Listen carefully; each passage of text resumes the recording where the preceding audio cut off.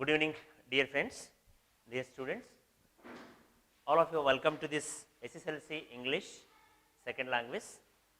So, in the previous class, we discussed about the sixth lesson, Discovrey, and I have already informed you that this lesson is dropped for this year.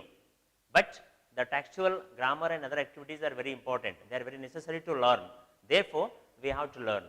Yesterday, we learnt about the vocabulary and other part itself, and today we are going to study about the reading skill, read and respond. I mean the graphic representation. A graph is given to you. On the basis of that graph, we have to select, we have to identify the questions, answers, etc. Understand? So, the textual page number 130 itself. Unit 6,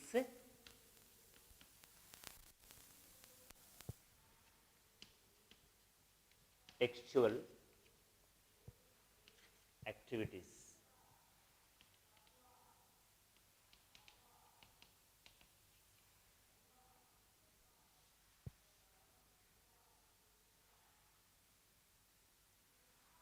Textual activities. So, let us have about read and respond. Read and respond. I mean the reading skill itself. At page number 1, textbook, page 130 of itself.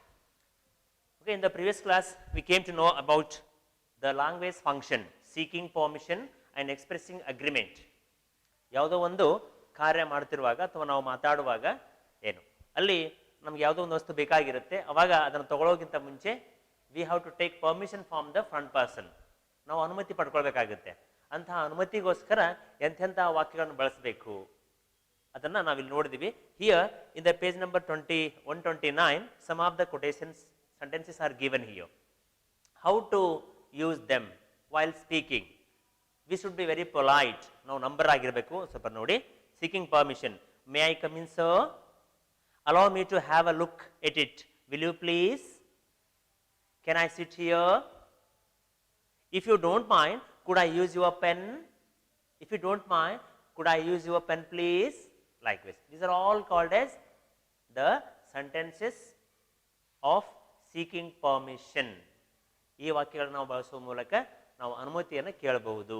ಹಾಗೇನೆ ನೀವು ಕೇಳಿದ ಮೇಲೆ ಆ ವ್ಯಕ್ತಿ ಅನುಮತಿಯನ್ನು ಕೊಡ್ತಾರೆ ಅಥವಾ ಒಪ್ಪಿಗೆ ನೀಡ್ತಾರೆ. ಒಪ್ಪಿಗೆ ನೀಡುವವರು ಏನಂತ ಹೇಳಬೇಕು ಅಂತ ಕೆಲವೊಂದು ವಾಕ್ಯ ಕೊಟ್ಟಿದ್ದಾರೆ ನೋಡಿ ಇಲ್ಲಿ. If you don't mind we will sit for a while and relax. ಏನ್ರಿ ನಿಮಗೆ ಅಭ್ಯಂತರ ಇಲ್ಲ ಆದರೆ ಸ್ವಲ್ಪ ನಾವು ಇಬ್ಬರಲ್ಲಿ ಕುಳಿತುಕೊಂಡು ರಿಲ್ಯಾಕ್ಸ್ ಆಗಿ ಮಾತಾಡೋಣವಾ? ಸೊ ಅಗ್ರಿಮೆಂಟ್ ಹಿಯೋ. Agreement. Anyway I agree with you totally. I agree with you totally. ಹೀಗೆ number of I couldn't agree with you more ಅಂತಲೂ ಸಹ ಹೇಳ್ಬೋದು. I suppose, I guess so, you have a point there. I was just going to say that. Tell me about it. That's for sure. You are absolutely right. For example, your friend is going to introduce something about.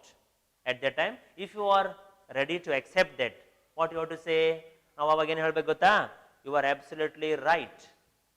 ಈ ರೀತಿ ಹೇಳೋ ಮೂಲಕ ನಾವು ನಮ್ಮ ಒಪ್ಪಿಗೆಯನ್ನು ಸೂಚಿಸಬೇಕಾಗುತ್ತೆ. ಹೌದು ಹೌದು, ನೀನು ಹೇಳೋದು ಗೆಳೆಯ 100ಕ್ಕೆ 100 ಸತ್ಯ. ಹಂಗಂದ್ರೇನು? ನಾವು ಒಪ್ಕೊಂಡ ಹಾಗೆ.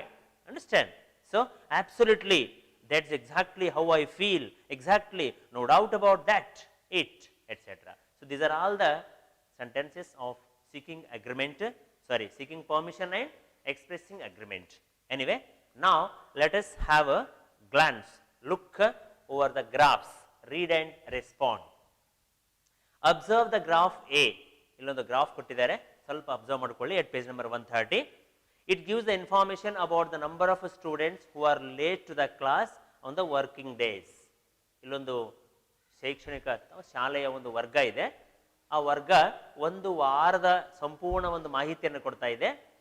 ಆ ಇಡೀ ಒಂದು ವಾರದಲ್ಲಿ ವಿದ್ಯಾರ್ಥಿಗಳು, ಎಷ್ಟು ವಿದ್ಯಾರ್ಥಿಗಳು ತಮ್ಮ ವರ್ಗಗಳಿಗೆ ಲೇಟ್ ಆಗಿ ಬರ್ತಾರೆ, ತಡವಾಗಿ ಬರುತ್ತಾರೆ ಅನ್ನೋದನ್ನ ಗ್ರಾಫ್ ಮೂಲಕ ಗೊತ್ತಾಗುತ್ತೆ. Based on your observation, answer the questions given below. Graph ಅಂತ ಎಕ್ಸಾಮ್ದಾಗ ಕೊಡ್ತಾರೆ, ಅದರ ಮೇಲೆ ಮತ್ತು 4 ಕ್ವಶನ್ಗಳು ಕೇಳ್ತಾರೆ ನಿಮಗೆ. ಅದನ್ನು ನೋಡಿಬಿಟ್ಟು ಚೆನ್ನಾಗಿ ತಿಳ್ಕೊಂಡು ಉತ್ತರ ಕೊಡೋಕ್ಕೆ ಟ್ರೈ ಮಾಡಬೇಕು ಅಂತ. So let me draw the graph. ಸ್ವಲ್ಪ ನಿಮಗೆ ರಫ್ ಆಗಿ ಇಳಿಸಿ ತೋರಿಸ್ತೀನಿ, ಆಮೇಲೆ ಪ್ರಯತ್ನ ಮಾಡೋಣ. Here of A, graph A it self ನೋಡಿ. ಹಿಯರ್ x axis ಮತ್ತು so this is the graph here. Here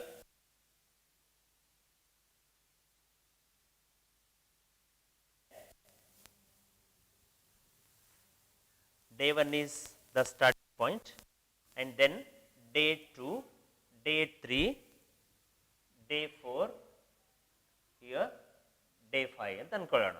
So day 1 here, day 2, day 3, day 4, day 5. Okay, so ಈ ಕಡೆ ಯಾವ ದಿನ ಎಷ್ಟು ವಿದ್ಯಾರ್ಥಿಗಳು ಲೇಟ್ ಮಾಡಿ ಬಂದಿದ್ದಾರೆ ಅಂತಕ್ಕಂಥದ್ದನ್ನ ನೋಡ್ತೀವಿ. Here so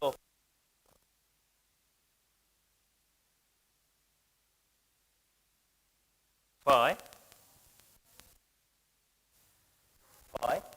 10, 15, 20, 25, 30, 35, 45, 50, 55. ನೋಡೋಣ. See here, 5 students, 15, 20, 25, 30, 35, 40, 45, 50.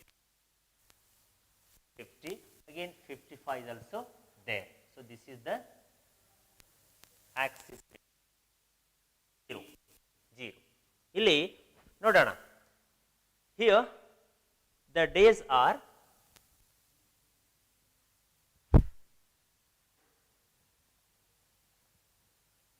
this is what graph B itself. Now we are discussing about graph B. So before that we will discuss about graph A.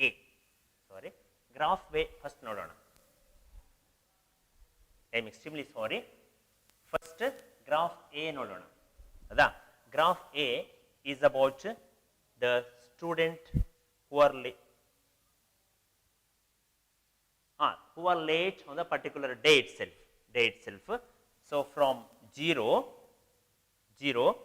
here 5 students, 10 students, 15 students, 20, 25, 30, 35, 40, etc. We will see. Here ಈ ಕಡೆಗೆ day ಕೊಟ್ಟಿದ್ದಾರೆ. First, second, third, fourth, fifth, sixth, ಒಂದು ವಾರ ಸಂಪೂರ್ಣವಾಗಿ ಇಲ್ಲಿ ನೋಡೋಣ. So it is Friday, this is Friday, this is Thursday, this is Wednesday, this is Tuesday, this is what? Monday, Tuesday, Wednesday, Thursday, Friday. Understand? ಈ ಒಂದು gap ನಲ್ಲಿ ನಾವು ನೋಡ್ತೀವಿ. ಸೊ ಹಿಯರ್ ಫಸ್ಟ್ 5, ದೆನ್ 10, 15, 20, 25, 30, 35 ಅಂತ ಹಾಗೆ ಇರುತ್ತೆ. ನೋಡೋಣ. Here listen here. on day here the figure shows here on Friday 15 students are late. How many? On Friday 15 students are late. So Monday ಇಂದ ಸ್ಟಾರ್ಟ್ ಮಾಡಿದಾಗ ಗೊತ್ತಾಗುತ್ತೆ. Here this column shows that number of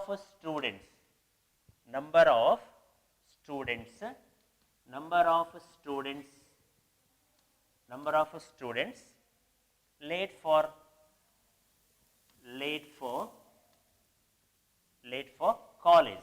college ಅಥವಾ school ಅನ್ಕೊಳ್ಳಿ. ಯಾವ ಕಡೆಗೆ? ಈ ಕಡೆ ತೋರಿಸ್ಕೊಡುತ್ತೆ ಗ್ರಾಫ್, ಈ ಕಡೆಗೆ. So here the days, this side day, ಯಾವ ಡೇ ಅಂತ. So F for Friday, short ಆಗಿ ಬರ್ತೀನಿ ತಿಳ್ಕೊಳ್ಳಿ. Monday, Tuesday, Wednesday, Thursday, Friday ಅನ್ಕೊಳ್ಳೋಣ. So here first of all on Monday 30 students are late. On Monday totally 30 students are late. Yeah, on Monday itself. Monday ದಿವಸ 30 ವಿದ್ಯಾರ್ಥಿಗಳು late ಮಾಡಿ ಬಂದಿದ್ದಾರೆ. ಅದನ್ನು ಈ ತರ ನಾವು ಮೆನ್ಷನ್ ಮಾಡಿ ತೋರಿಸಬಹುದು.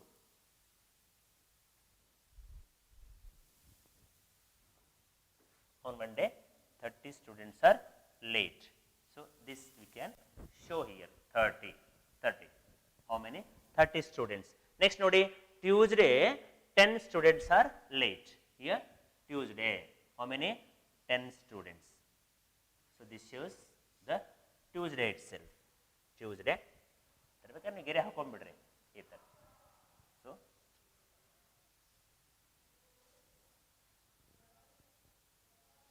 this is the graphic review. And on Wednesday, not 10 or not 15, they are 12. ಹೀಗೆ 10, 12,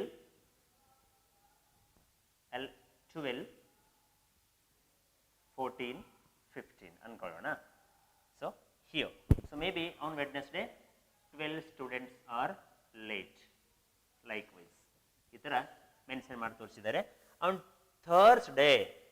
On Thursday again 10 students are only late. ಮತ್ತೆ ಗುರುವಾರ ದಿವಸ 20 ವಿದ್ಯಾರ್ಥಿಗಳು ಮಾತ್ರ 10 ವಿದ್ಯಾರ್ಥಿಗಳು ಲೇಟ್ ಮಾಡಿದ್ದಾರೆ. Then Friday totally 15 students are late to the class. Okay, so this is the graphic representation of the number of students who are coming late to the class itself. ಅದಲ್ವಾ, ಇದು ನೋಡ್ಕೋದ್ರೆ ಗೊತ್ತಾಗುತ್ತೆ ನಿಮಗೆ. ಈ ಕಡೆ ವಿದ್ಯಾರ್ಥಿಗಳ ಸಂಖ್ಯೆ, ಈ ಕಡೆ ಬರೋಣ ಬೇಕಾದ್ರೆ ನಂಬರ್ ಆಫ್ ಏನ್ರಿ, ನಂಬರ್ ಆಫ್ ಸ್ಟೂಡೆಂಟ್ಸ್ ಮೇಲೆ ಬರ್ತೀನಿ ನೋಡಿ. ಏನ್ ನಂಬರ್ ಲೇಟ್ ಕೈ ಕೊಟ್ಟಿದ್ದಾರೆ ಇಲ್ಲಿ,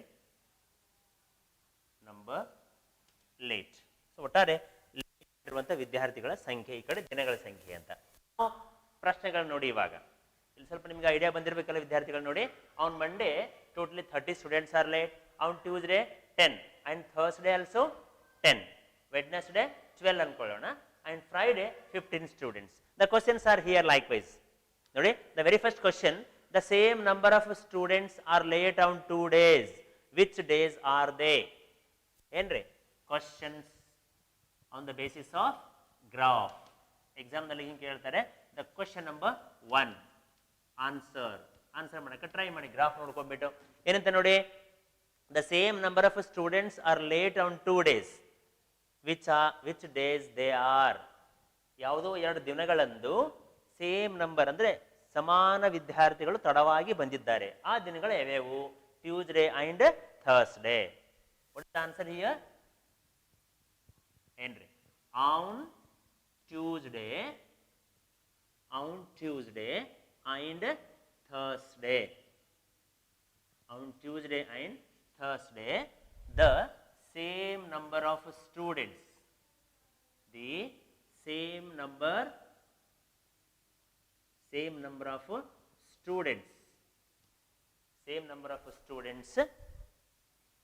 are late. Same number of students are late to their classes. Question number 1. Question number 2 ಏನಂತ ನೋಡೋಣವಾ? So what is that? How many students are late on Friday? ನೋಡಿ, ತುಂಬಾ ಈಸಿ ಇದು, ಬಹಳ ಡಿಫಿಕಲ್ಟ್ ಇಲ್ಲ. It is very easy. How many students are late on Friday? So this is Friday itself. Where it is? Here. Friday. How many students? 15 students are late. ಬರೆಯೋಣ ಏನ್ರಿ? 15 students are late on Friday. Stay. 50 students are late on Friday. Last question. On which day are the most of the students late? ಯಾವ ದಿನದಂದು ಎಲ್ಲಕ್ಕಿಂತ ಹೆಚ್ಚಿನ ವಿದ್ಯಾರ್ಥಿಗಳು ತಡವಾಗಿ ಬಂದಿದ್ದಾರೆ? ನೋಡಿ, ಎಲ್ಲಕ್ಕಿಂತ ಮುಂದೆ ಗ್ರಾಫ್ ಹೋಗಿದೆ ನೋಡಿ. ಇಲ್ಲೇ highest number of students who are late on Monday itself. Usually ಹಳ್ಳಿಗಳಲ್ಲಿ ಏನು ಮಾಡ್ತಾರೆ ಗೊತ್ತಾ, ಸಂಡೇ ಸೂಟಿ ತಗೊಂಡ್ರು ಸಹ ಮತ್ತೆ ಮಂಡೇ ದಿವಸ ಲೇಟ್ ಆಗಿ ಬರ್ತಾರೆ. ಸೊ ಅಂಥ ಒಂದು ಸನ್ನಿವೇಶ ನಾವು ನೋಡ್ತೀವಿ ಕೆಲವೊಂದ್ಸಲ ಅಪರೂಪಕ್ಕೆ. In olden days I think now it is not common. Anyway, so on Monday most of the students are late. So question number 3 we can write what? ಏನ್ರಿ ಏನಂತೆ? On which day are most of the students late? On Monday, comma, most of the students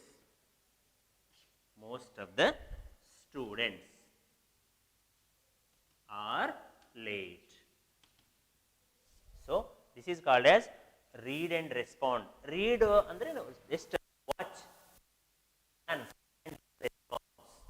So this is called as the graphic representation. On the basis of this graph, we have to answer some of the questions. Isthe antalla on this Wednesday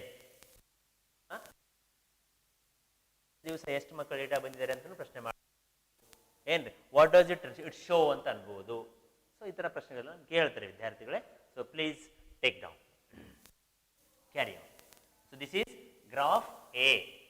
what is that? Graph A.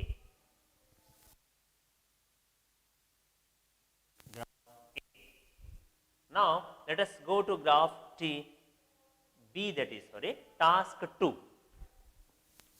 Task 2 ಅಂತು ನೋಡೋಣವಾ. Graph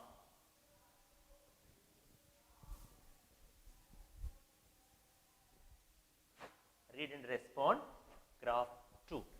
Same, that is read and respond. Read and respond, task 2. Task 2. Task 2, that is graph B. ಏನು ಕೊಟ್ಟಿದೆ ನೋಡ್ಕೊಳ್ಳೋಣ ಒಂದ್ಸಲ ಇಲ್ಲಿ. Observe the graph. Here graph, the line graph is there here. Observe the graph based on your observation. Answer the questions given below. ನೀವು ಅದನ್ನು ಗಮನಿಸಿ, ಚೆನ್ನಾಗಿ ಗಮನಿಸಿ. ಇಲ್ಲಿ 4-6 ಕ್ವಶನ್ ಕೊಟ್ಟಿದ್ದಾರೆ. ಪ್ರಶ್ನೆಗಳಿಗೆ ಉತ್ತರ ಕೊಡಕ್ಕೆ ಟ್ರೈ ಮಾಡಿ ಅಂತ. ತುಂಬ ಸರಳ. ನೋಡೋಣ ಏನ್ರಿ, ಸ್ವಲ್ಪ 1-2 ನಿಮಿಷ ಗ್ರಾಫ್ ಇರ್ಸಕ್ಕೆ ಟ್ರೈ ತಗೋದು. That graph B. Graph B draw ಮಾಡೋಣವಾ.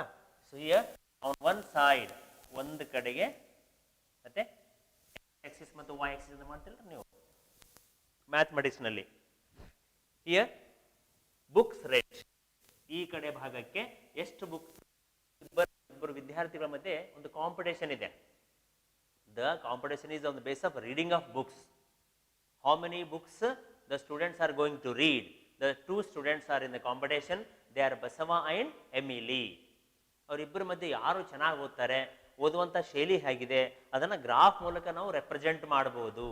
ಬಾಯಿ ಮಾತಿಂದ ಹೇಳೋ ಅವಶ್ಯಕತೆ ಇಲ್ಲ. ಸೊ ಅದನ್ನು ನಾವು ಇಲ್ಲಿ ತಿಳ್ಕೊಳ್ಳೋಕ್ಕೆ ಪ್ರಯತ್ನ ಮಾಡೋಣ ಏನ್ರಿ. It is very important. Understand. So here side, here number of days. Here this is day 1. Day 1. Here day 2.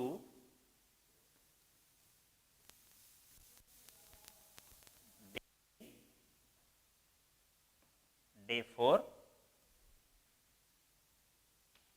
Day 4. Day 1. Day 2. Day 3. Day 4, day 5 ಈ ಥರ ಮಾರ್ಕ್ ಮಾಡ್ಕೊಳ್ಳೋಣ. 5 ದಿನಗಳಲ್ಲಿ ಒಟ್ಟಾರೆ ಅವರಿಬ್ಬರು ವಿದ್ಯಾರ್ಥಿಗಳು ಯಾವ ರೀತಿ ಅಭ್ಯಾಸ ಮಾಡ್ತಾರೆ ಅಂತ ನೋಡಿ. ನಂಬರ್ ಆಫ್, ಈ ಸೈಡಿಗೆ number of books. Number of books red. ಪುಸ್ತಕಗಳನ್ನು ಅವರು ಯಾವ ರೀತಿ ಎಷ್ಟು ಸಂಖ್ಯೆಯಲ್ಲಿ ಓದ್ತಿದ್ದಾರೆ ಅಂತ ಈ ಕಡೆ ಭಾಗದಲ್ಲಿ ನೋಡೋಣ ಏನ್ರಿ. ಫಸ್ಟ್ 0 ಇಂದ ಸ್ಟಾರ್ಟಿಂಗ್ ಫ್ರಾಮ್ 0 ಏನ್ರಿ. 0 ಸ್ಟಾರ್ಟ್ ಆಗುತ್ತೆ, 0, ಆಮೇಲೆ 5, 10, 0, 5, 10, 15, 20, 25, 30, 35, 40, 45, 50, likewise.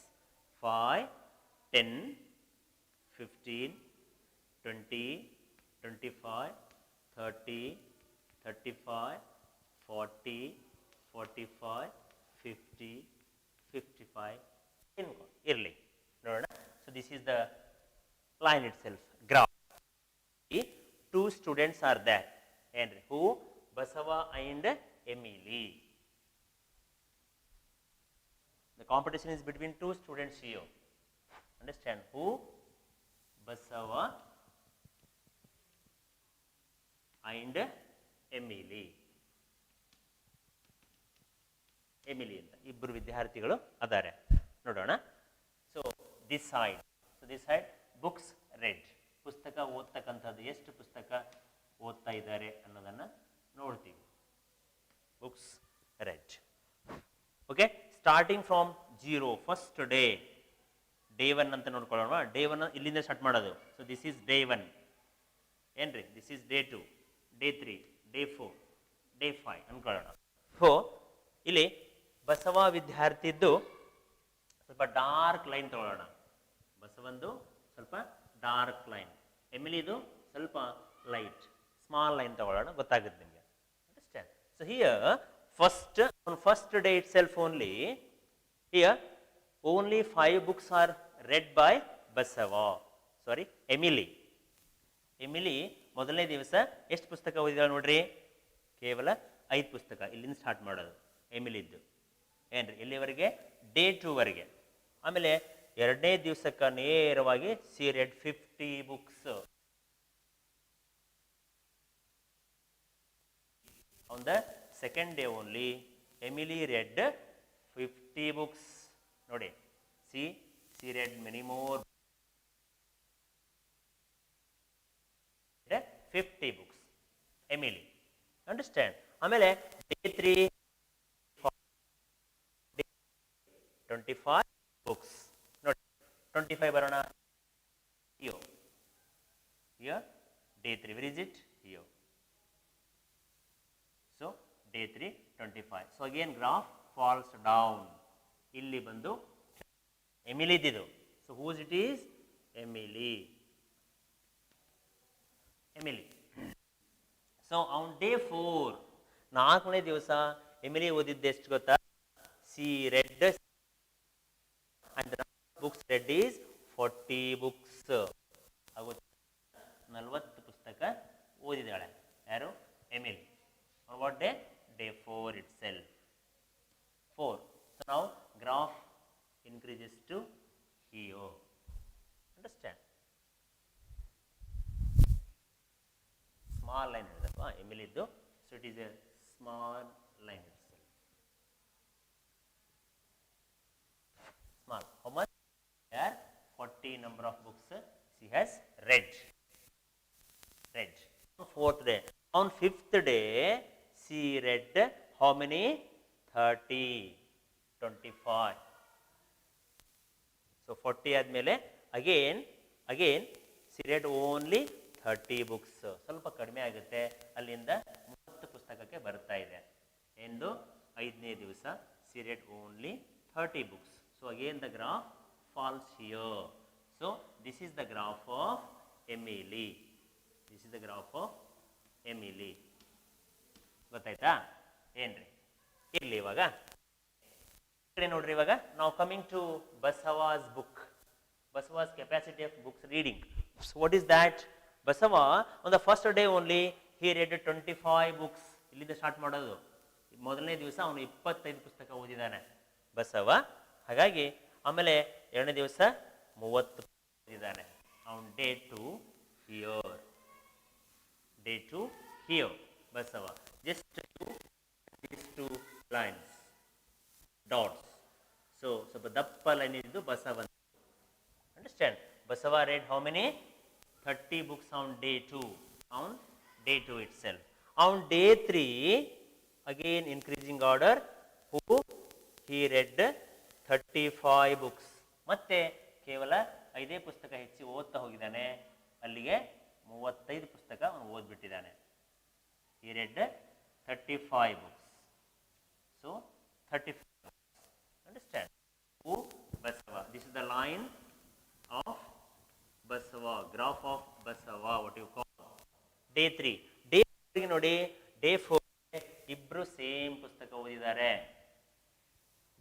Day 3 ಗೆ day 4 both read the same number of books. Understand? ಆಮೇಲೆ day 5 ಲಾಸ್ಟ್ ಡೇ ದಿವಸ Basava read only 20 books. On day 5.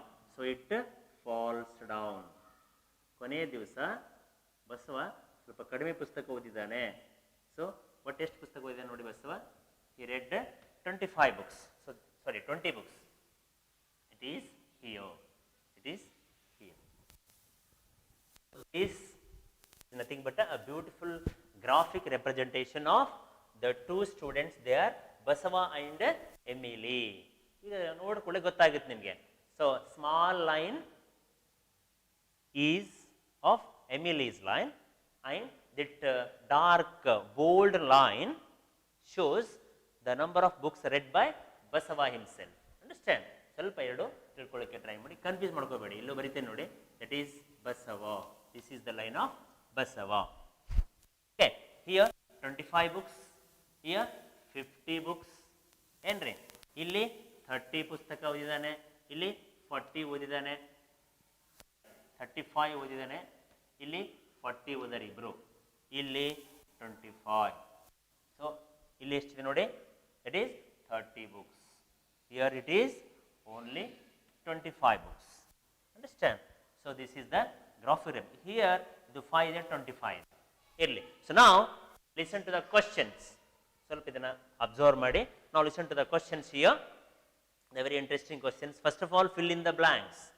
The graph shows the dash read by dash and dash. ಈ graph ಏನು ತೋರಿಸ್ಕೊಡುತ್ತೆ? The graph shows the books read by Basava and Emily. So first of all, fill in the blanks in the question ಕೊಟ್ಟಿದ್ದಾರೆ. So there, fill in the blanks. A. Fill in the blanks. Fill in the blanks. What is that? The graph shows, number 1, the graph shows the dash read by dash and dash. ಹೌದಾ? ಇನ್ನೊಂದು ಬರೀತೀನಿ, ಮತ್ತೆ discuss ಮಾಡೋಣ. Number 2, on day 2 dash read more books, dash read more books than dash. ನೋಡಿ, ಇವಾಗ ಹೇಳ್ಬೋದಾ? What does this show? This graph shows the number of books read by Basava and Emily. ಏನು ಮಾಡೋಣ ಇವಾಗ? The graph shows the ಏನ್ರಿ, ಏನು ಓದಿರೋರು? ಪುಸ್ತಕಗಳನ್ನ. The books read by Basava and Emily. ಅಷ್ಟೇ, ಹೌದಲ್ವಾ? ಅವ್ನು day 2 dash read more books than dash. Now coming to the day 2, day 1 is starting point. Day 2, ಎರಡನೇ ದಿವಸ ಯಾರಿಗಿಂತ ಹೆಚ್ಚಿನ ಪುಸ್ತಕ ಓದಿದ್ದಾರೆ? ಅವನು day 2 Emily. This is the line of Emily. Emily read more books than Basava because Basava read only 30 books but Emily read 50 number of books. ಏನ್ರಿ, ಆದ್ರೆ ಅವತ್ತಿನ ದಿವಸ ಹುಡುಗಿ ಎಷ್ಟು ಪುಸ್ತಕ ಓದಿದ್ರೆ? 50 ಪುಸ್ತಕ ಓದಿದೆ. Therefore ಅವನು day 2 Emily read more books than ಯಾರಿಗಿಂತ ಹೆಚ್ಚು ಪುಸ್ತಕ ಓದಾಡ್ರಿಕೆ? Basava. ಇಷ್ಟೇ. It's very easy. Just to have a glance over the graph itself. Then it will be very easy for you. Next, answer the questions. ನೋಡಿ, ಈಗ blank ಬರ್ಕೊಂಡ್ಬಿಡಿ. Next 4 ಕ್ವಶನ್ಗಳು ಕೊಟ್ಟಿದ್ದಾರೆ, ಅವನ್ನ ಉತ್ತರ ಮಾಡೋಣ ಅಂತೆ. Okay, so please take down this, fill in the blanks.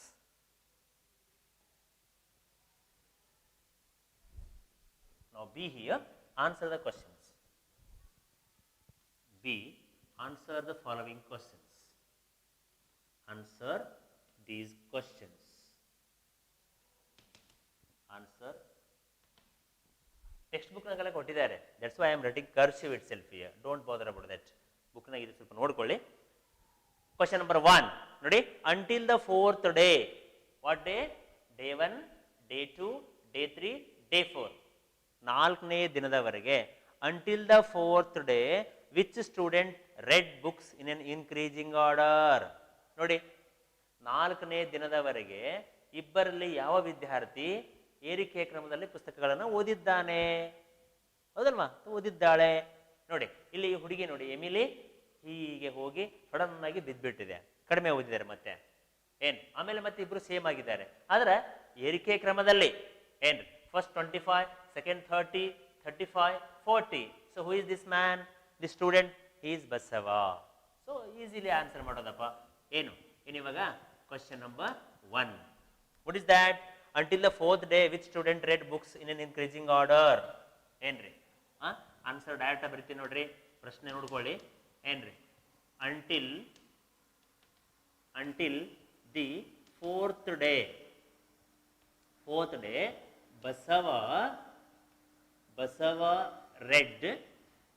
Basava read books. ಯಾವ ರೀತಿ ಓದನ್ರಿ ಅವನು? In an increasing order. ಹೌದಲ್ರಿ? So Basava is the only answer. Try to write in a sentence itself. ವಾಕ್ಯದಲ್ಲಿ ಉತ್ತರ ಮಾಡಕ್ಕೆ ಪ್ರಯತ್ನ ಮಾಡೋದು. ನೆಕ್ಸ್ಟ್ ನೋಡಿ, name the day on which both students read the same number of books. Name the day on which both the students read same number of books. ನೋಡಿ, day 1 ಇಬ್ರು same ಇಲ್ಲ, day 2 no similarity, day 3 no similarity, but on day 4 similarity is that. ಅದಲ್ರಿ? ನಾಲ್ಕನೇ ದಿವಸ ಇಬ್ರು same ಪುಸ್ತಕ ಓದಿದ್ದಾರೆ. So what is that? Question number 2 answer. ಏನ್ರಿ? ಆನ್ ಡೇ 4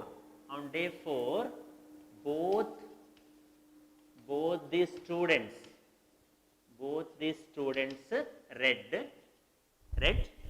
past na ಕೇಳಿದ್ರು ಅವರು, read the same number of books. ಹೌದಲ್ರಿ? Same number of books. ನೋಡಿ, ಇಬ್ರು ಇಲ್ಲಿ ಎಮಿಲಿ ಸ್ವಹೀಗೆ ಏರಿಕೆ ಮಕ್ಕಳಿಗೆ ಮತ್ತೆ ಇಲ್ಲಿ ಬಂದಿಬ್ರು ಸೇಮ್ ಓದಿದ್ದಾರೆ. 4ನೇ ದಿವಸಕ್ಕೆ ಲೈಬ್ರರಿ ಒಳಗೆ ಇಬ್ರು ಕುಳಿತುಕೊಂಡು 40 ಪುಸ್ತಕಗಳನ್ನು ಓದಿ ಮುಗಿಸಿದಾರಂತೆ. ಇಬ್ರು ಅಲ್ಲಿ ಸೇಮ್ ಆಗಿಬಿಟ್ಟಿದ್ದಾರೆ. ಅಂದ್ರೇನ್ರಿ, ಆ ದಿನ ಅವ್ನು 4th day they read same number of 40. ಇಬ್ರು 40 ಪುಸ್ತಕ ಮಾತ್ರ ಓದಿದ್ದಾರೆ. So 3rd question.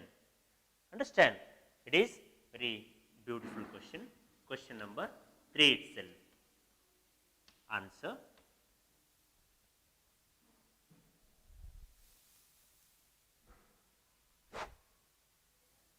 So what is that? Question number 3.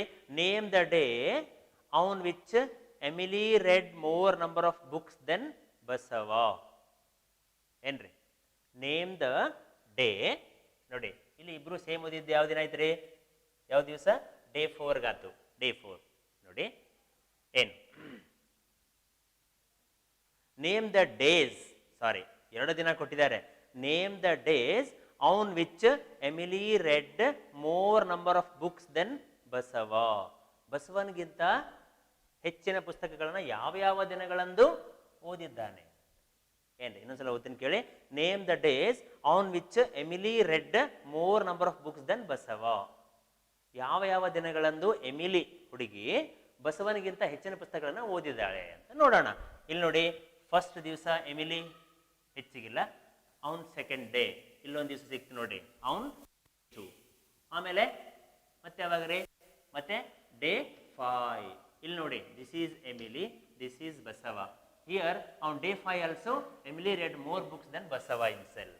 ಹೌದಲ್ವಾ? ಈಗೇನು ಬರೋಣ ಇವಾಗ? 2 ದಿನಗಳ ಡೇ 2 ಮತ್ತು ಡೇ 5ಗಳಂದು ಎಮಿಲಿ ಹೆಚ್ಚಿನ ಪುಸ್ತಕಗಳನ್ನು ಓದಿದ್ದಾಳೆ. ಅಂಡರ್ಸ್ಟ್ಯಾಂಡ್? ಏನ್ರಿ? ಅವನ್ ಡೇ 2 ಅಂಡ್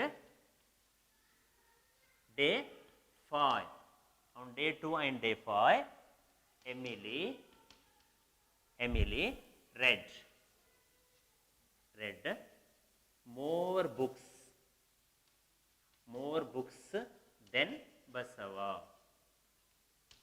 ಹುಡುಗಿಯರು ಯೂಸ್ವಲ್ ಆಗಿ ಮನಸ್ಸು ಮಾಡಿದ್ರೆ ಚೆನ್ನಾಗಿ ಪುಸ್ತಕ ಓದ್ತಾರೆ ಅಂತ ತೋರಿಸ್ಕೊಡುತ್ತೆ. ಇರಲಿ ಏನು ಅಂದ್ರೆ ಹುಡುಗನು ಚೆನ್ನಾಗಿ ಪ್ರಯತ್ನ ಮಾಡಿದ್ದಾನೆ. ಇಬ್ರು ಇಲ್ಲಿ ಸೇಮ್ ಇದ್ದಾರೆ, ಬಟ್ ಸ್ವಲ್ಪ ಜಿಗ್ಜಾಗಿದೆ.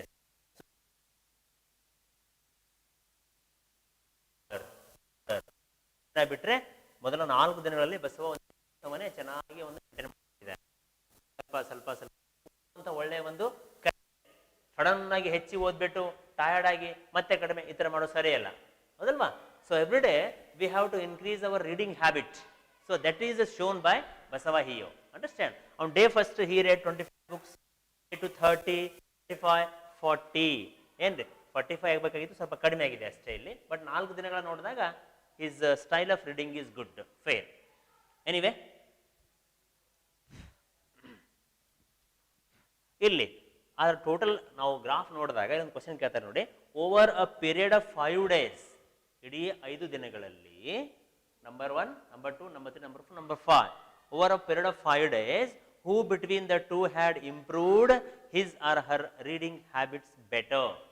ಇಬ್ರು ಗುಡ್ ಇದ್ದಾರೆ, ಇಬ್ರು ಚೆನ್ನಾಗಿದ್ದಾರೆ, ಆದರೆ ಇಬ್ಬರಲ್ಲಿ ಸ್ವಲ್ಪ ಓದುವಂಥ ಹವ್ಯಾಸ ಹ್ಯಾಬಿಟ್ಟು ಬೆಟರ್ ಇಂಪ್ರೂವ್ಮೆಂಟ್ ಮಾಡ್ಕೊಂಡವರು ಯಾರಪ್ಪ ಅಂತ. ಏನ್ರಿ ಬೆಟರ್ ಆಗಿ ನೋಡಿ ಇಲ್ಲಿ.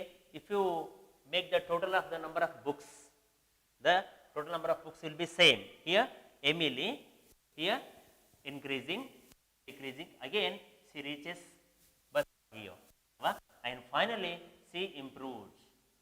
ಕೊನೆಯಲ್ಲಿ ಮತ್ತೆ ಎಮಿಲಿ ಮತ್ತೆ ಸ್ವಲ್ಪ ಇನ್ಕ್ರೀಸ್ ಆಗಿ ಬಸವನಿಗಿಂತ ಮೇಲೆ ಹೋಗಿದ್ದಾಳೆ. So here we can say Emily, and what is that? On a period of, over a period of 5, over a period of 5 days, over a period of 5 days, comma, Emily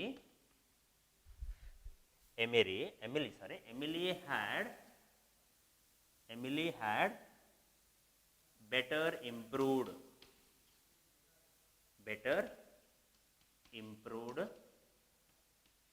her reading habit.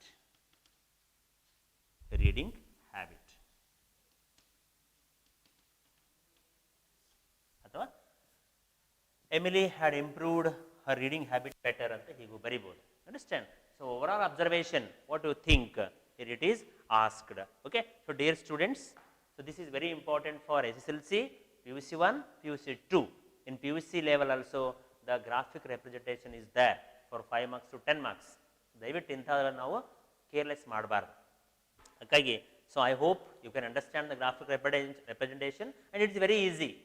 ನೋಡಿದಾಗ ಈಸಿಯಾಗಿ ಗೊತ್ತಾಗುತ್ತೆ, ಒಂದು ಸ್ವಲ್ಪ ನೀವು ಕಾಳಜಿಯಿಂದ ನೋಡಬೇಕು, ಮನಸ್ಸು ಕೊಟ್ಟು ನೋಡಬೇಕಷ್ಟೇ. So these are the questions and answers, so please go through, and they are important for exams students. So in the next class we will have e-communication. ತುಂಬಾ ಇಂಪಾರ್ಟೆಂಟ್, ಇದನ್ನು ಸಹ ದಯವಿಟ್ಟು ತಿಳ್ಕೊಳ್ಳಿ. ಏನ್ರಿ, ನಾವು ಇಂಟರ್ನೆಟ್ನಲ್ಲಿ ಅಥವಾ ನಮ್ಮ ಲ್ಯಾಪ್ಟಾಪ್ನಲ್ಲಿ ಪತ್ರಗಳನ್ನು ಯಾವ ರೀತಿ ಟೈಪ್ ಮಾಡಿ ಫ್ರೆಂಡ್ಗಳಿಗೋ ಅಥವಾ ನಮ್ಮ ಸಂಬಂಧಿಕರಿಗೋ ಆಫೀಸರಿಗೆ ಕಳಿಸ್ಬೋದು.